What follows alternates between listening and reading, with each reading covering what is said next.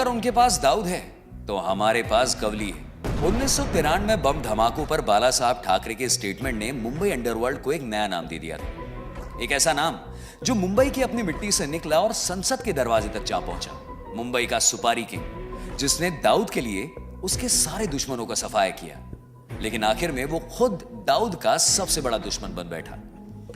Power, politics और कानून को ढाल बनाकर आज तक मुंबई की जेल में जिंदा रहने वाला वो डॉन, जिसने एक वक्त पर दाऊद से टक्कर लेने के लिए 600 शूटर्स की फौज तैयार की थी, जिसने अपने घर के नीचे खुफिया सुरंगें बनवाई हुई थी और जो बहुत जल्द अब मुंबई की सड़कों पर आजाद घूमने वाला है। मुंबई अंडरवर्ल्ड का डैडी अरुण गवली। चुकीला माफी नहीं।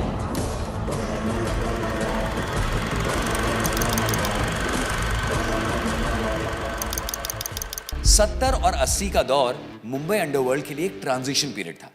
मुंबई के ओरिजिनल डॉन्स अपनी गद्दियां छोड़ रहे थे और दाऊद जैसे नए खिलाड़ी उभर रहे थे। ये वो टाइम था जब मुंबई शहर कॉटन मिल्स का हब हुआ करता था, लेकिन धीरे धीरे ये शहर बदला।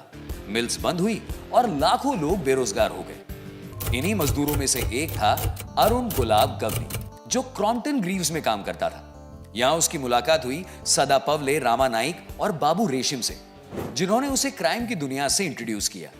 लेकिन गवली जल्द ही समझ गया था इस धंधे में मसल पावर कितना जरूरी है। उस समय मुंबई में हो रहे माइग्रेशन के कारण नेटिव महाराष्ट्रियंस को नौकरियां मिल ही नहीं रही थी, जिस वजह से लोगों में बहुत गुस्सा था। गवली ने महाराष्ट्रियंस के असंतोष और बेरोजगारी से उभर रही भेदभाव की भावना का फायदा उठाया और अपने गैंग में शामिल कर लिया। बाबू रेशिम, रामा नाइक और अरुण गवली की गैंग ने मिलकर अपना नाम रखा BRA गैंग।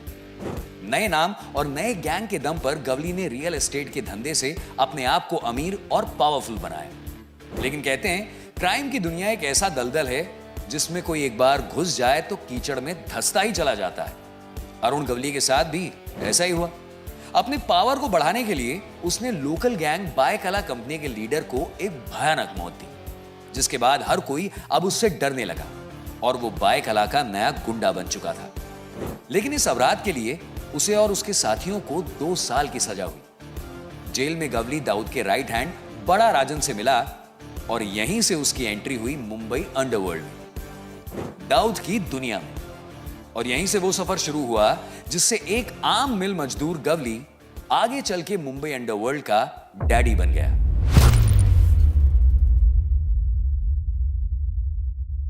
बारह सितंबर 1992 रात करीब 3:45 बजे इंस्पेक्टर KG ठाकुर अपने 4 कांस्टेबल्स के साथ मुंबई के JJ हॉस्पिटल में भर्ती हुए 2 हत्यारों की निगरानी कर रहे थे। उन्हें हल्की हल्की नींद आना शुरू हो रही थी कि अचानक उन्हें गोलीबारी की आवाजें सुनाई दी। उनकी आंखों के सामने 6 बंदूकबाज शूटर्स अंधाधुंध गोलियां बरसा रहे थे। पिस्टल्स, रिवॉल्वर्स, यहां तक कि पहली बार AK-47 का इस्तेमाल किया जा रहा था। उस रात JJ हॉस्पिटल में करीब 500 गोलियां चलाई गई, जिसने पुलिस ऑफिसर्स और आम लोगों की जानें ली। मुंबई में पहली बार ऐसा हमला देखा गया था और यह सब इसलिए हुआ क्योंकि दाऊद अरुण गवली से बदला लेना चाहता था।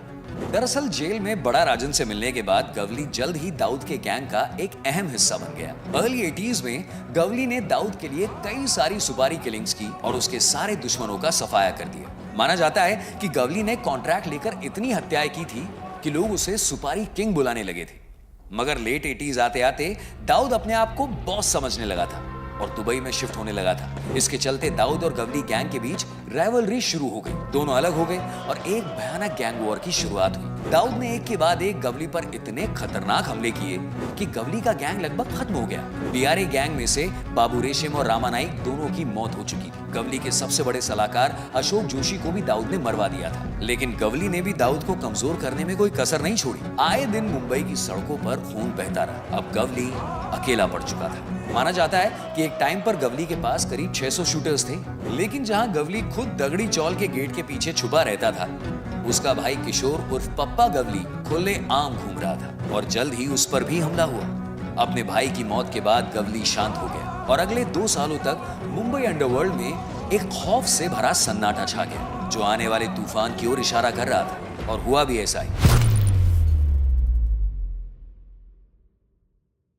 दगड़ी चौल पर अब अरुण गवली का राज चलने लगा। हर दिन उसके घर के बाहर एक सभा बिठाई जाती, जिसमें लोग अपनी परेशानियां उसे सुनाते और वो किसी राजा की तरह फैसले सुनाता। इस बीच गवली को जुबैदा मुजावर नाम की एक लड़की से प्यार हो गया। जुबैदा गवली के हुक्म का वो इक्का बनी जिसने उसे नई ऊंचाइयों पर पहुंचाया। उसने गवली की इमेज बनाए रखने के लिए उससे शादी कर ली और अपना धर्म बदलकर अपना नाम रखा आशा गवली, जो गवली की सबसे बड़ी एडवाइजर बनी। गवली ने दगड़ी चौल और आसपास के लड़कों को अपनी गैंग में शामिल कर उन्हें रोजगार देना शुरू किया। चौल में गणपति और दुर्गा पूजा जैसे त्योहारों को धूमधाम से आयोजित करवाया और इस सबसे दगड़ी चौल के लोगों के लिए अरुण गवली एक रॉबिन हुड फिगर बन गया, जिसे प्यार से लोग डैडी बुलाने लगे। आमची मुले यानी हमारे बच्चे का टाइटल देकर शिवसेना प्रमुख बाला साहब ठाकरे ने गवली को पॉपुलैरिटी दे दी। उसे लगने लगा था कि शिवसेना की सरकार बनने से और उसके सपोर्ट से उसे अब कोई भी छू नहीं सकता, लेकिन इसका उल्टा ही हुआ। 1994 में आशा गवली ने एक प्रेस कॉन्फ्रेंस में कहा कि दाऊद ने मुंबई पुलिस को रिश्वत दी है और गवली को नकली केस में फंसाकर उसका एनकाउंटर करने की साजिश की जा रही है। गवली ने एक्सपेक्ट किया था कि उसे इस मैटर में शिवसेना से सपोर्ट मिलेगा, लेकिन जिसे आमची मुले कहा गया था उसे अब परायों की तरह ट्रीट किया जा रहा था। उसे पता चला कि उसे अमरावती जेल में शिफ्ट किया जा रहा है, एक ऐसी जगह जहां वो दाऊद के लिए आसान निशाना था। इससे भी ज्यादा खतरनाक बात यह थी कि यह ऑर्डर शिवसेना प्रमुख के खास आदमी जयंत जाधव ने दिया था। गवली के गुस्से की सारी हदें पार हो गई। उसने जयंत जाधव की हत्या करवा दी। एक रूलिंग पार्टी के साथ इतना बड़ा पंगा कोई ले सकता है, ये किसी ने सोचा भी नहीं था। लेकिन गवली अब समझ चुका था कि उसे अपने आप को खुद ही बचाना होगा और ऐसा करने का सबसे बेस्ट तरीका था राजनीति, पॉलिटिक्स। जैसे ही उसे अगली बेल मिली, उसने एक्स शिवसेना वर्कर्स के साथ मिलकर अपनी पार्टी अखिल भारतीय सेना बनाई। गवली ने शिवसेना के ही इलाकों में उन्हीं के तरीके अपनाकर उन्हीं को कंपटीशन दिया। किसी को चालाकी से, तो किसी को लालच से, तो किसी को धमकाकर गवली धीरे धीरे शिवसेना कार्यकर्ताओं को अपनी पार्टी में समेटता जा रहा था। लेकिन ये सब उसे भारी पड़ा। दरअसल गवली ने सुपारी देकर एक हाई प्रोफाइल मर्डर करवाया था, लेकिन अब मुंबई पुलिस की सहन शक्ति खत्म हो चुकी थी और वो पूरी तरह से गवली के किले में घुस गए। चौल के कई सारे घरों में सीक्रेट टनल्स बनाए गए थे जिनसे गवली भाग सकता था। घरों में सीक्रेट कंपार्टमेंट्स बनाए गए थे जिसमें वो छुप भी सकता था, लेकिन आखिरकार वो पकड़ा गया। ये अरेस्ट गवली के लिए सबसे बड़ा झटका था, क्योंकि ये वो टाइम था जब मुंबई पुलिस अपने शूट फर्स्ट आस्क लेटर वाले रूप में थी। आए दिन गैंगस्टर्स एनकाउंटर में मारे जा रहे थे। गवली के अपने कई साथियों को पुलिस ने मार गिराया था और अब गवली हर तरफ से दुश्मनों से घिरा हुआ था। जेल में उसे दाऊद या अमर नाइक मरवा सकते थे और जेल के बाहर रहता तो उसे पुलिस मार देती।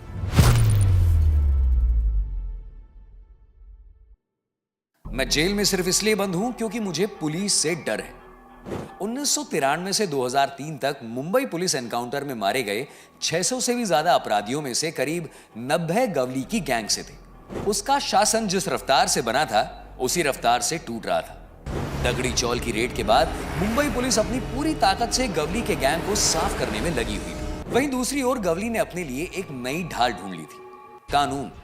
अरुण गवली और आशा गवली ने अपने साथ लॉयर्स की एक फौज खड़ी कर ली। आशा गवली ने अपने जीवन का लक्ष्य बना लिया गवली को जिंदा रखना। वही थी जो जेल के बाहर गवली का पॉलिटिकल करियर बनाने और बचाने की पूरी कोशिश कर रही थी। खुद म्युनिसिपल कॉर्पोरेशंस के इलेक्शन में खड़े होना, विमेन विंग को चलाना और इन सब के पीछे का कारण सिर्फ गवली की सुरक्षा थी।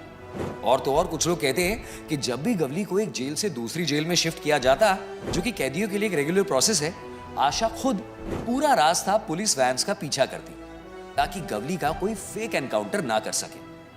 आशा की वजह से गवली का पॉलिटिकल करियर बन गया और शायद उसी वजह से वो आज भी जिंदा है। अरुण गवली के 40 साल का क्रिमिनल करियर 28 अगस्त 2012 को उस कोर्ट हियरिंग में डिसाइड होने वाला था।